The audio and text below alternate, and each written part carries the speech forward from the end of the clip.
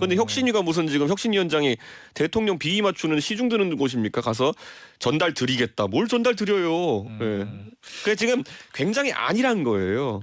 예. 그러면 혁신위가 제일 먼저 해야 될 건 뭐라고 보시는 거예요?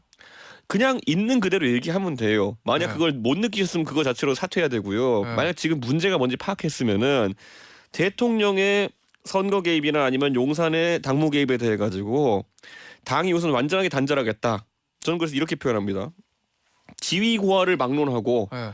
당무와 선거에 개입하는 용산 인사는 영구 제명하겠다. 그게 혁신위에서 나와야 될 워딩이라는 거죠. 첫 혁신안이 돼야죠.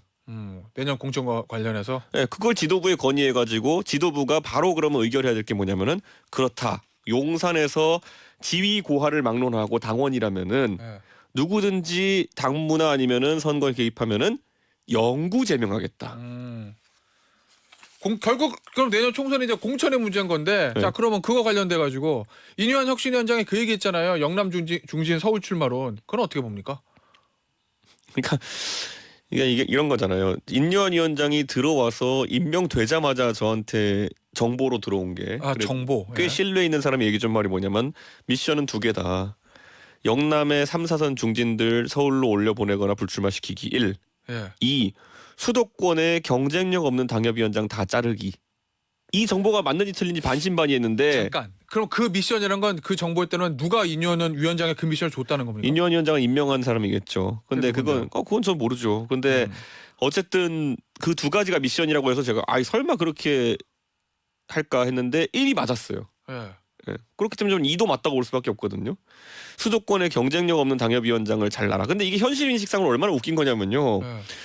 수도권에 예를 들어서 선거 2번, 3번, 4번 떨어진 사람들 막 있어요. 네. 그럼 이 사람들이 19대 총선 이후로 계속 떨어지는 건데 그게 왜 그러냐면요. 갈수록 수도권 분위기가 나빠져서 그래요.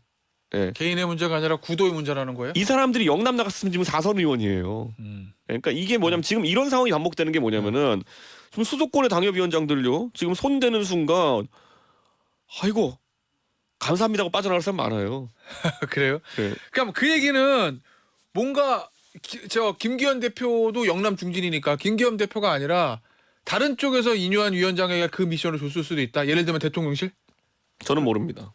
본인이 받아온 정보에 따르면. 아니 그렇잖아요. 미션이라고 하면 줄 사람이 대표 아니면 대통령실밖에 더 있겠어요? 자, 인유한 위원장이 처음에 취임해가지고 네. 그 혁신위원 인선을 얘기할 때 12명인가 그렇잖아요.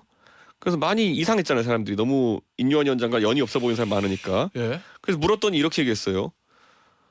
김경진 의원은 나는 20년 정도 알고 지내가지고 잘 알고 예. 나머지는 모른다. 예. 네. 자, 그런데 그러면 자 김경진 빼고 모른다는 거잖아요. 네. 그런데 박성중은 절대 빼면 안 된다 그랬대요. 박성중 의원이요? 예. 네, 그러니까 이 말이 뭐예요? 박성중 모르잖아요, 우선. 근데 내가 모르는 사람인데 절대 빼면 안 된다고 회의에서 해가지고 관철시킨 건 뭡니까, 그러면? 그러면 누군가의 보이지 않는 손이 있다? 혁신위에도? 아니 그 말만 표면적으로 그건 모르잖아. 네. 내가 처음 보는 대중적으로 인기도 없는 박성중을 지키기 위해 가지고 이렇게 핏대 올릴 필요가 있습니까? 그러면 저 이준석 대표 보기에는 지금 혁신위가 누군가 보이지 않는 손에 내년 총선 공천 밑그림을 그리는 곳이다 이런 얘기예요. 영남 중진 서울로 빼고 수도권 경쟁력 당협위원장 정리하면 빈자리가 많이 생기니까. 아 그렇죠. 김태현 변호사 눈을 크게 뜨면 보입니다. 크게 뜨면 보여요. 크게 뜨면 예. 다 보여요 그냥. 알겠습니다. 네.